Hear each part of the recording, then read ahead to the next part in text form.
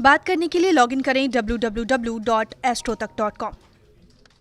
नमस्कार मित्रों, बहुत बहुत स्वागत है आपका। आइए आज बात करते हैं कि पितृ कौन हैं और पितृलोक में कब तक रहते हैं, अर्थात पितृ कौन हैं और पितृलोक में कब तक रहते हैं, इस विषय में आपको जानकारी देते हैं।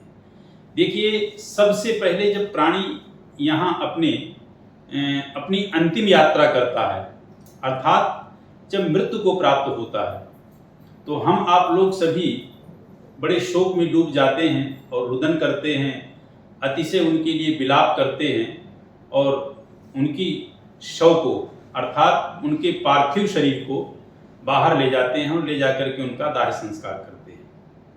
तो सबसे पहले उनको यमनपुरी यानी यमनपुरी में ले जाकर के यम के दूत जो है वहाँ पे उनकी हाजिरी लगती है। क्या लगती है? हाजिरी लगती है कि हाँ, ये अमुक व्यक्ति, ये फला व्यक्ति आया है, और हाजिरी लगा करके वो तुरंत छोड़ देते हैं। लेकिन उस वक्त उनको जो है यम फांस में फांस लिया जाता है, जो उनका नश्वर शरीर है, अर्थात जो उनकी आत्मा है। कहते हैं ना कि नैनम चिंदन्ति शास्त्राणि नैनम दहति पावकः न चैनम क्लेदयन्त्यापो न शोषयति मारुतः।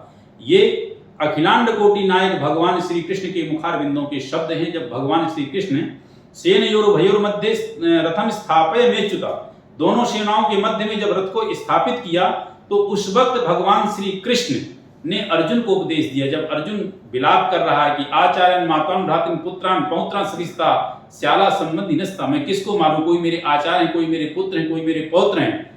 हे प्रभु, इनको मार करके मुझे इंद्रप्रस्थ का राज्य क्या, कोई इंद्रासन भी दे तो भी नहीं चाहिए। तो उस वक्त भगवान श्री कृष्ण जो अर्जुन को उपदेश देते हैं, ये मैंने वही श्लोक बोला है और उनके मुखारविंदों से यह श्लोक है कि ना जायते म्रियते वा कदाचिन नायम भूत्वा भाविता व न भूया अजो नित्यो शश्वतोयम पुराणो ना हन्यते हन्यमाने शरीरे। हे अर्जुन, शरीर ना कभी मरा है ना कभी मरेगा।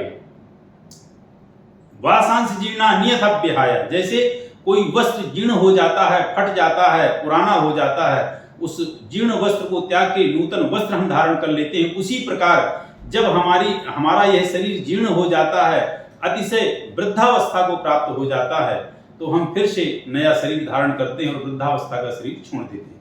तो कहने का तात्पर्य कि जो व्यक्ति की आत्मा है, आत्मा कभी नहीं मरती। तो आत्मा उस टाइम पे, अब मैं फिर उसी वाक्य को बोल रहा हूं कि जब हम प्राणी को चिता पे रखते हैं तो उस वक्त आत्मा वहीं रहती है, आत्मा कहीं और नहीं रहती, वहीं पे रहती है। लेकिन वो इतनी सूक्ष्म हो जाती है और वो यम फांस में फंस जाती है कि वो उस मृतक शरीर में नहीं प्रवेश कर पाती। वो प्रवेश करने की कोशिश करती है, बहुत प्रयास करती है, लेकिन नहीं कर पाती। वहां सभी लोग रोते हैं, मेरे पिता, मेरे भाई, मेरे ये, मतलब बड़ा रुदन करते हैं और घर परिवार संबंधी रिश्ते नाते। लेकिन वह प्राणी कहता है कि मैं तो नहीं मरा हूं, मैं तो यहीं पे हूं, क्यों रो रहे हो? मुझे सिर्फ जो है इसी शरीर में आप प्रवेश करा दो।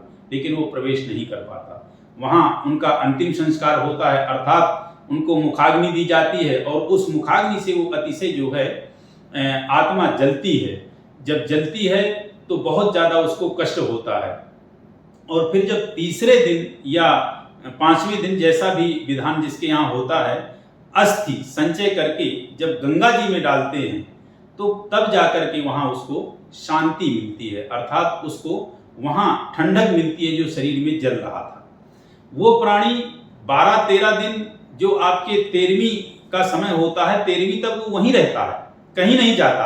आप क्या करते हैं, किस तरह से, कैसा क्या, सारी चीजों को देखता है, सुनता है। और प्रतिदिन जो आप एक उनको पिंडदान करते हैं, वो पिंडदान जो है वो प्रेत आत्मा को प्राप्त होता है। और वो धीरे धीरे जो आपकी प्रेत आत्मा है उसका जो शरीर बहुत सूक्ष्म होता है, जैसे माँ के गर्भ में बच्चा बड़ा सूक्ष्म होता है, और वो धीरे धीरे 9 माह में अपने शरीर को पूर्णतः प्राप्त कर लेता है।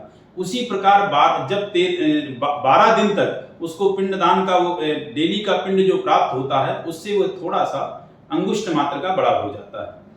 फिर 13वें दिन जब आपके यहाँ ब्राह्मण आदि खा करके चले जाते हैं, तब उस दिन उसकी विदाई होती है। अब मैं आपको बता दूं यहाँ पे थोड़ा सा विदाई का, कि उसको फिर ले जाया जाता है यमपुरी, और वो फिर यमपुरी में जाता है। आपने देखा होगा कि एकादशाह करते हैं, वर्षोदी जो करते हैं ना, वो पूरे 12 महीने की नहीं करते, 11 महीने करते। 11 महीने की क्यों करते हैं, अब उसका मैं बता दूं। जो एक पिंड देते हैं, यहां का एक दिन, वहां का एक महीना, आपने जो 11 दिन तक पिंडदान किया, 12 दिन तक किया, इसके बाद वो वहां जाता है। जाने के बाद फिर उसके कर्मों के आधार पे उसको योनि प्राप्त होती है। यदि किसी पशु योनि में है तो तत्काल उसको जो है तो जन्म मिल जाता है, और यदि उसके बहुत उच्चस्थ कर्म हैं तो स्वर्ग की प्राप्ति होती है।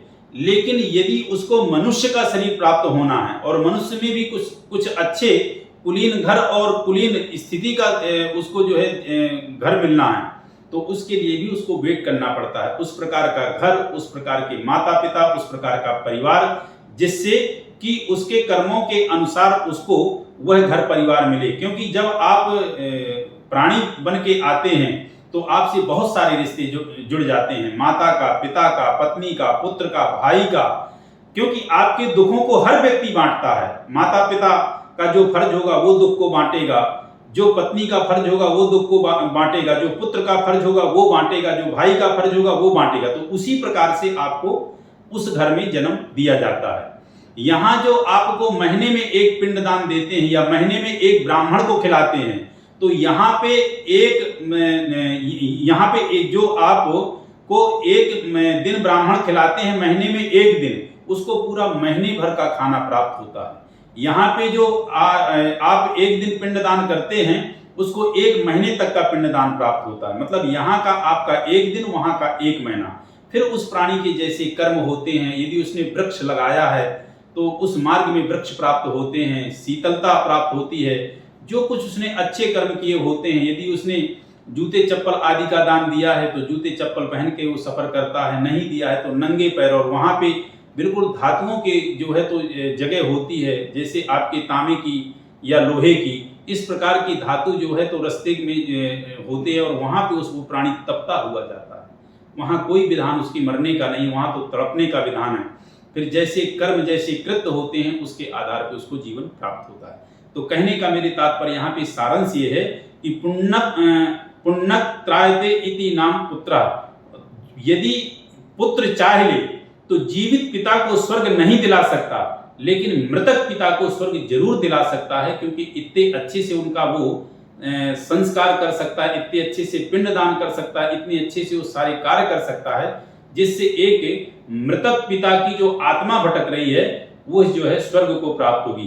तो पुण्यक त्रायते इति पुत्र, जो नरक से पुण्य की ओर ले चले उसको पुत्र कहते हैं। और हाँ, जो हम पितर करते हैं ना, वो वही पितर भटकते रहते हैं जिनको जन्म नहीं मिलता है, और वही फिर हमारे घर परिवार में पितृदोष बनते हैं। पितृदोष के साथ साथ कालसर्प दोष जो एक निर्मित है, ये भी बनता है, और पितृदोष से घर में कलह, क्लेश, ऋण, रोग, बीमारियां आदि चीजें होती हैं। पैसा होने के बावजूद भी घर में कोई सुख शांति नहीं मिलेगी, सब कुछ चीजें होने के बावजूद भी अंतःकरण में कोई शांति नहीं है, आपस में कलह क्लेश की स्थिति होगी, ऋण रोग आदि से घिरे रहेंगे, बाहर छोटे छोटे कार्यों के लिए अत्यधिक परेशान होना पड़ेगा।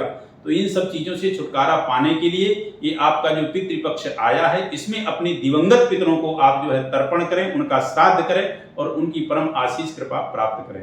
इन्हीं शब्दों के साथ नमस्कार।